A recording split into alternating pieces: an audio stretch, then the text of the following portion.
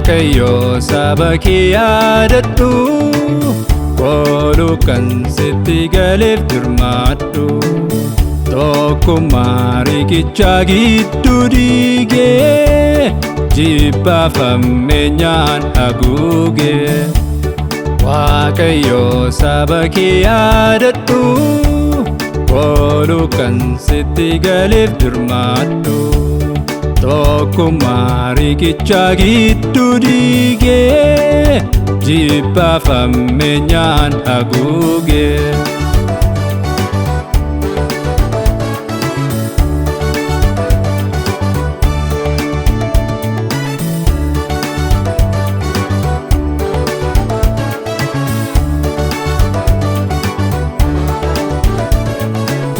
Dhaabbiin namoota jibbaan cufame, garbichi kees lammiisaan jibbame.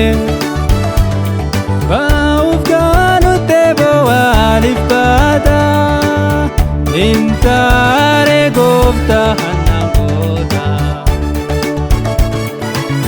Waaqayyo saba kee yaadadhu, kooluu kan sitti galeef dirmadhu.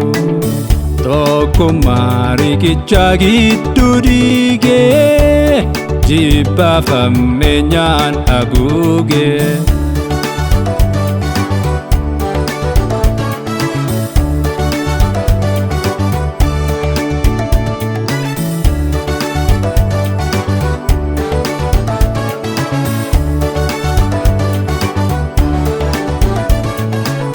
Sabi lafa gara kee ilaala, dhugaan awwaalame sobni madaala. Ogeessi hin jiru kan sirreessu, abbaan dhugaa ka'u kan mirkaneessu. Waaqayyo saba kee yaadadhu, kooluu kan sitti galeef dirmadhu. Tokkummaa riqichaa gidduu diigee, jibbaaf hammeenyaan haguugee.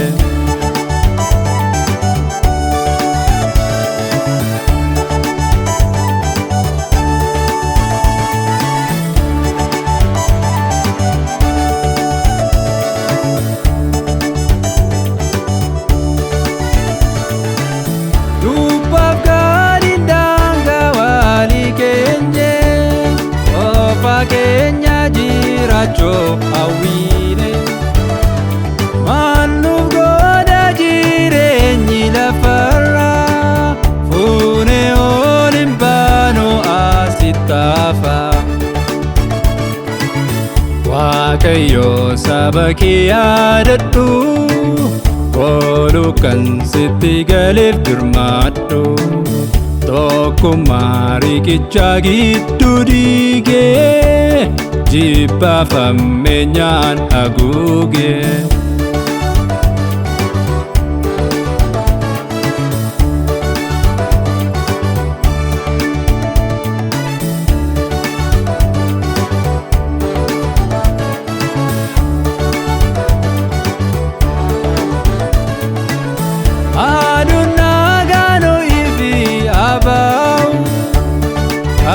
Isa jibbudinni akaanaa'u,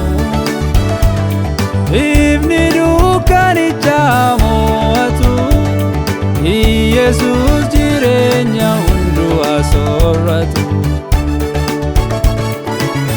Waaqayyo saba kee yaadadhu, kooluu kan sitti galeef dirmadhu.